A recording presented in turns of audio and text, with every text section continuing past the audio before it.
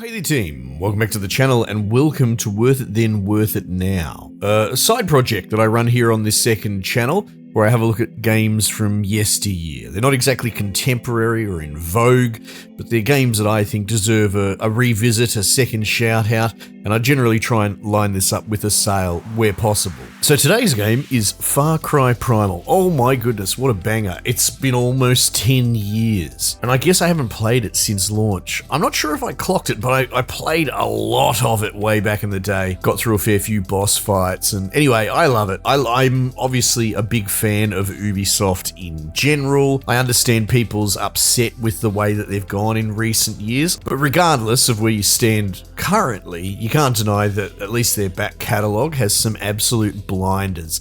And Far Cry Primal, I mean, look, there you go. You want to unite everyone and bring people back to the Ubisoft side of the fence? Release something like this now, right? Show the people that you're willing to take a little bit of risk with your established IP, because this was a risk when it came out. This kind of spin-off experimental side project in between Far Cry type game. The only other thing I can really think of is like Blood Dragon, right? I suppose you could argue this is to Far Cry 4 what Blood Dragon was to Far Cry 3. And to my eternal shame, I actually haven't played a lot of Far Cry 4. I should really add that to the list. But I think the map has some pretty big similarities. I don't know if it's the exact same map here, but I feel like there's some sort of asset reuse going on there. Anyway, this game is excellent. It's on deep sale. I've just put some time in now for B-roll revisiting, and it's really hard not to tumble back down the rabbit hole and just do a full playthrough. Maybe I will, especially now that they've added achievements. It took them forever. Ubisoft have not necessarily been behind the times, but they attempted to trailblaze, right? They attempted to do their own thing at the height of spin-off launches from Steam, right? And it seems that they've finally been fatigued and worn down, and they're coming back to Steam. But there was a big chunk of time, like a lot of my review copies of games, for example, are in Ubisoft Launcher, because that's what they'd give me, right? And even then, a lot of the Steam native releases for the past couple of years would still be on, like, if they ever came to Steam, it'd be a multi-year delay. But standing,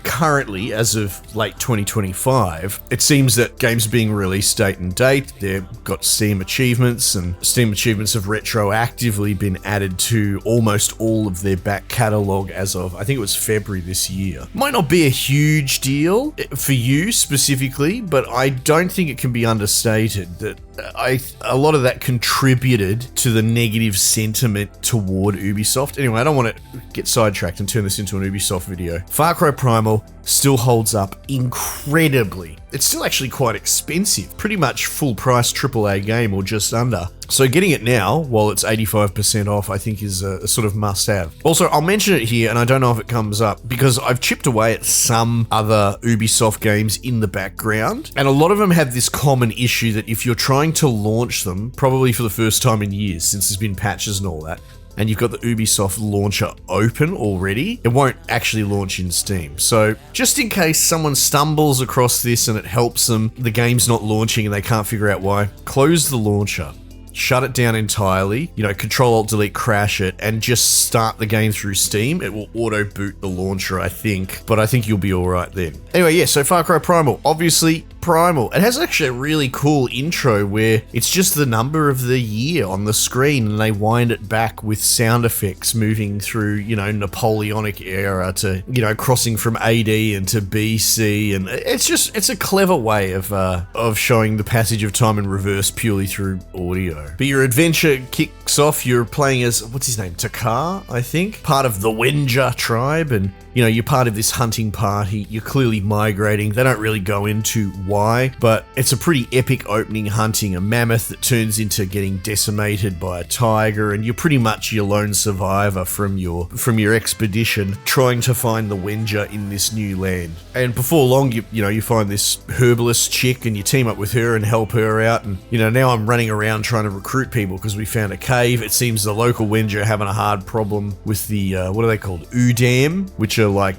cannibal, flesh-eating, bad guy cavemen. In fact, even the intro video showing off essentially the different opposition cave people. One of them's like a fire people, they're obsessed with that. But it does really well of playing with it's not supernatural. I don't know, there might be a good term for it, but through the eyes of a caveman in paintings and trying to convey danger and fear and all that, it all comes across as supernatural. So like on a meta level, you're sitting here on your computer knowing that it's not, but you allow yourself to be immersed because the game plays it incredibly straight. And it's cool, it creates this sort of terrifying aspect to the Udam, right? It's pretty much established without explicitly saying it that these guys that eat other cavemen are kind of monstrosities because, well, you probably shouldn't eat other cavemen. And yeah, that's something that just really needs to be ruminated on, is the fact that this game plays it so straight.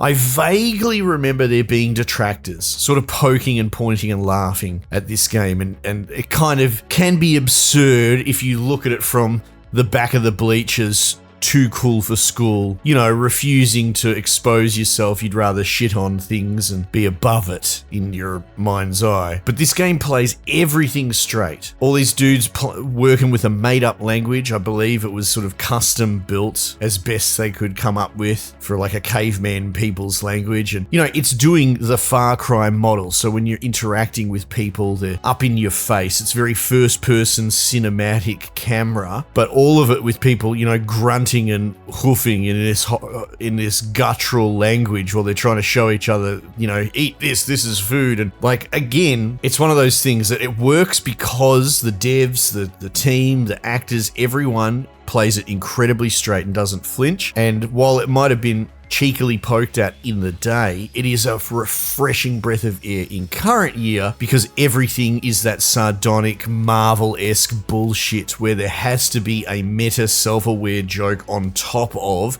an interaction in the moment, right? The characters have to be aware that they're characters in a soft Deadpool-esque wink at the camera. It's like, hey guys, I'm in on the joke with you too. It's just a movie. But no, like, this is really good. It's aged incredibly well because the quality of writing and delivery and earnestness in storytelling and construction in modern day has just sort of degraded so badly. So you just run around, you're hunting things and collecting stuff, and it's the classic Far Cry, get 17 pelts to make a wallet.